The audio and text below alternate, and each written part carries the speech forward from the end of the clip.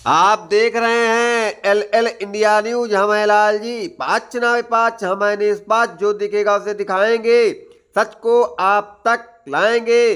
सच्ची अच्छी खबरें देखने के लिए एल इंडिया न्यूज को सब्सक्राइब जरूर करें। आपको दिखा रहे हैं अखिलेश जी को अंबेडकर कैसे याद आ रहे हैं।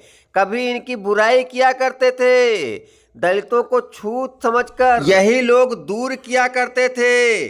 आज दलित अंबेडकर क्यों याद आ रहे हैं? क्योंकि इनके समर्थन के बगैर सरकार नहीं बनने वाली है। अखिलेश जी को एससी समर्थन देगा या मायावती को ओबीसी देगा, तभी सरकार बन पाएगी। अगर अलग अलग रहोगे तो बारी बारी से मारे जाओगे।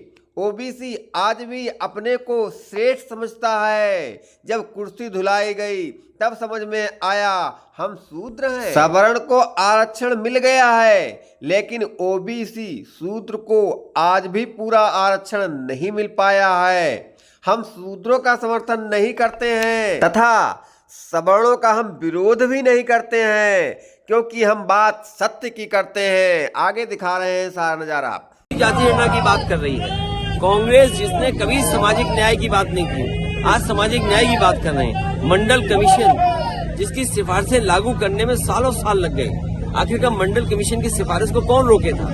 कांग्रेस रोकी थी। जाति गणना कौन रोके था? कांग्रेस रोकी थी। वो एक इतिहास का पन्ना है। लेकिन अब तो बीजेपी भी जाति गणना कह रही है।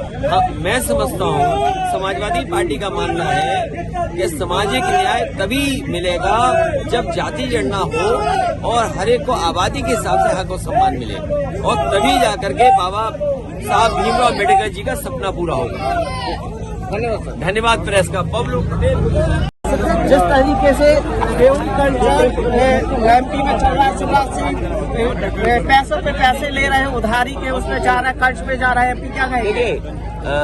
अगर डबल इंजन की सरकार हो, दिल्ली की सरकार हो और मध्य प्रदेश में एक ही पार्टी की सरकार हो, उसके बाद भी कर्ज के ऊपर कर्ज, तो इसका मतलब ये है जो आर्थिक व्यवस्था थी मध्य प्रदेश की वो चरमरा गई है।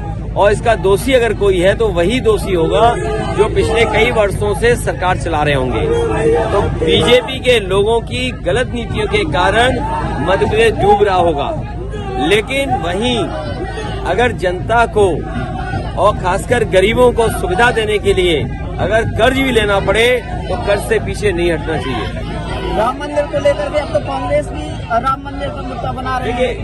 अगर कांग्रेस ये कहती है और कांग्रेस के वो नेता ये कहते हैं जिनके नाम में ही बीजेपी है, उनके नाम में ही बीजेपी का चुनाव चिन्ह है, तो कोई नई बात नहीं है। और फिर उन्होंने वो इतिहास याद दिलाया, और जो सच्चा इतिहास दिलाते हैं वो कांग्रेस के सच्चे सिपाही हैं। जिन्होंने सच्चे इतिहास को बताया है वो सच्चे कांग्रेसी हैं। तो ये तो सच है कि आज जो देश में और जो परिस्थितियां बनी हैं वो कांग्रेस की देन है, कांग्रेस की गलत नीतियों की देन है। कमलनाथ जी खुद कहते हैं कि जो राम मंदिर का ताला है वो राजीव गांधी जी ने तोड़ा। वही मैं कह रहा हूँ कि मैं उनके नाम में ही बीजेपी का चुनाव चिन्ह देख रहा हूँ। और अगर वो इतिहास को सही तरीके से और सच बता रहे हैं तो उन्हें तो धन्यवाद और बधाई देना चाहिए।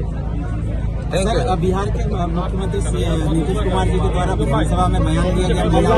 अब उस बात पे चर्चा बहुत हो चुकी है। उन्होंने खेत पिकट कर लिया, माफी मांग ली। तो कई बार कोई बात कहने का जो मकसद होता है वो दूसरे तरीके से होता है, लेकिन जो उनसे कहने के तरीके में गलती हुई उसको उन्होंने स्वीकार कर ली और गलती मान ली। इसलिए अब उस पर चर्चा हमें और आपको भी नहीं करनी चाहिए।